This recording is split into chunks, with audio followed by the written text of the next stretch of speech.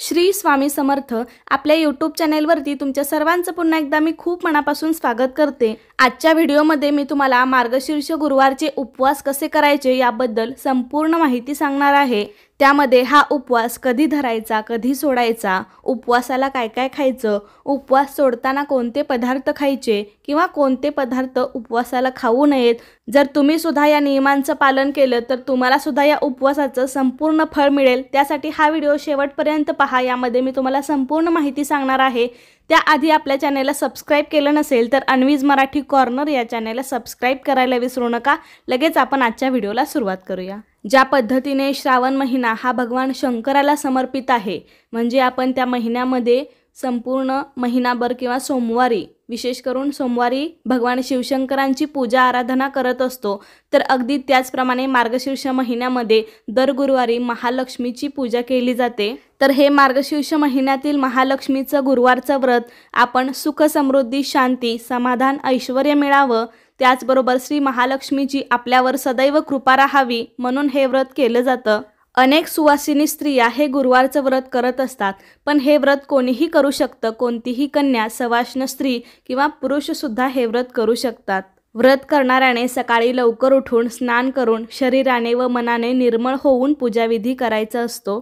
तर ही गुरुवारची पूजा कशी करायची याचा व्हिडिओ सुद्धा आपण आपल्या चॅनेलवरती लवकरच अपलोड करणार आहोत। आजच्या व्हिडिओमध्ये मी फक्त तुम्हाला उपवासाविषयी माहिती देणार आहे।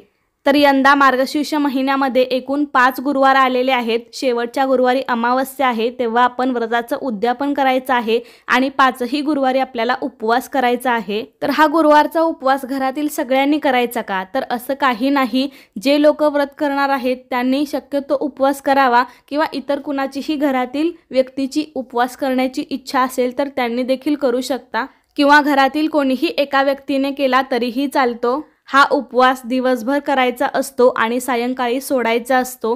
म्हणजे सकाळपासून आपल्याला उपवास करायचा आहे आणि सूर्यास्तानंतर देवीची पूजा आणि आरती नैवेद्य वगैरे झाल्यानंतर मग तुम्ही हा उपवास सोडू शकता। हा गुरुवारचा उपवास निर्जळी वगैरे करण्याची काहीही गरज नाही। अनेक जण म्हणतात की या उपवासाला फक्त फळे आणि दूध वगैरे तुम्ही घेऊ शकता, पण खरंच तुम्हाला फळे आणि दुधावर संपूर्ण दिवस निघणार असेल तर तुम्ही अवश्य करा। शेवटी ज्याची त्याची श्रद्धा आहे, पण शक्यतो कोणीही सांगतंय म्हणून आपल्याला खरं तर खूप भूक लागली आणि तसंच दिवसभर बसायचं, तर तसा उपवास करण्याला खरं तर काहीही अर्थ नाही। शेवटी भाव महत्त्वाचा असतो। आपण ही पूजा, हे व्रत किती श्रद्धेने, किती मनापासून करतोय हे सगळ्यात जास्त महत्त्वाचं आहे। त्यातल्या त्यात या महिन्यामध्ये बघा थंडीचे दिवस असतात, त्यामुळे आपल्याला खरं तर जास्त भूक लागते। तेव्हा आपण तसंच बसण्यापेक्षा फराळ सुद्धा करू शकतो। म्हणजे उपवासा दिवशी तुम्ही सकाळी फळं दूध घेऊ शकता आणि दुपारच्या दरम्यान मग तुम्ही साबुदाण्याची खिचडी सुद्धा खाऊ शकता या उपवासाला। आमच्या इकडे या उपवासाला खाल्ली जाते साबुदाण्याची खिचडी। आम्ही स्वतः फळं आणि दुधावर हा उपवास नाही करत। तुम्हाला जर शक्य असेल तर तुम्ही नक्कीच करा, किंवा मग तुम्ही साबुदाण्याची खिचडी खाल्ली तरीही चालेल। किंवा मग तुम्हाला पोटभरीचं खायचं नसेल, त्यांनी राजगिरा लाडू, फळं, उकडलेली रताळे, खजूर, सुकामेवा असे पदार्थ खाल्ले तरीही चालतील। हा उपवास आपण शरीराने करत असतो। खरं तर लक्षात ठेवा, ज्या दिवशी आपण कोणतेही व्रत करत असतो त्या दिवशी खरं तर आपण मनाने निर्मळ असणं जास्त गरजेचं आहे। म्हणजे या दिवशी आपण कोणाबद्दलही वाईट बोलू नयेत, आपल्या मनात कोणाबद्दलही वाईट विचार येऊ नयेत, घरात वादविवाद करू नयेत, भांडण तंटे करू नयेत, शिव्या शाप देऊ नयेत। उलट या दिवशी आपलं आचरण सुद्धा चांगलं निर्मळ असणं गरजेचं आहे, तेव्हा आपला उपवास खऱ्या अर्थाने सफल ठरेल। तर हे झालं उपवासाला काय काय खायचं, काय काय करायचं। त्यानंतर आता आपण बघूया उपवास कधी सोडायचा, कसा सोडायचा। काही जण पूजा सकाळी मांडतात, काही जण सायंकाळी मांडतात। हा ज्यांच्या त्यांच्या सवडीनुसारचा प्रश्न, पण शक्य झालं तर ही पूजा सकाळी लवकरात लवकर मांडावी। आणि काही जणांना काही कारणास्तव शक्य नसेल तर त्यांनी सायंकाळी जरी मांडली तरीही काही हरकत नाही, कारण तिन्ही सांजेला सुद्धा लक्ष्मी येण्याची वेळ असते, ती सुद्धा वेळ उत्तम आहे। तर सायंकाळ झाल्यानंतर, सूर्यास्त झाल्यानंतर पुन्हा आपण देवीजवळ दिवा लावायचा आहे, अगरबत्ती ओवाळायची आहे, लक्ष्मीची पूजा करायची आहे, आरती करायची आहे आणि त्यानंतर आपण देवीला नैवेद्य दाखवायचा आहे। तर या दिवशी आपल्याला आपल्या घरामध्ये सात्विक जेवण बनवण्याचा प्रयत्न करायचा आहे। लक्षात ठेवा, या दिवशी आपल्याला चुकूनही मांसाहार करायचा नाही। शक्य झालं तर आपल्याला हा संपूर्ण मार्गशीर्ष महिना पाळायचा आहे। म्हणजे या संपूर्ण मार्गशीर्ष महिन्यामध्ये शक्य झालं तर आपल्या घरामध्ये मांसाहार करू नका, खाऊ नका।